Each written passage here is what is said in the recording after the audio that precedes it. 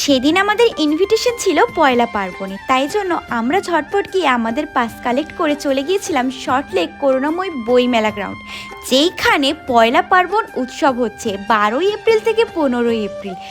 এখানে ছোট বড় অনেক ক্রিয়েটাররা এসেছিল, প্লাস চন্দ্রবিন্দু, ফসিলস, ইমন চক্রবর্তীর মতো বড় বড় সেলিব্রিটিরা।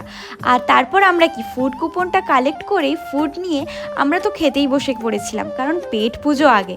তারপর এখানে অনেক ধরনের স্টল, বুটিক, খাওয়ার স্টল, অনেক কিছু ছিল। তার সাথে সাথেই ছিল অনেক জনের পেন্টিং, আর এখানে অনেকে পেন্টিং করছিল, অনেকে নাচ করছিল, বিভিন্ন ধরনের সমস্ত জিনিস হচ্ছিল।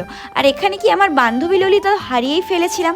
অ্যাট লাস্ট বান্ধবী ললিতাকে খুঁজে পেয়ে তারপর নিয়ে চলে এলাম এখানে যে মঞ্জুলিকা সেজেছে, চল তোকে দেখাবো। তারপর আমরা এখানে ছবি তুলে চলে গিয়েছিলাম বাড়ি, কারণ আজকে রাত্রেই আমাদের রিটার্ন করতে হতো।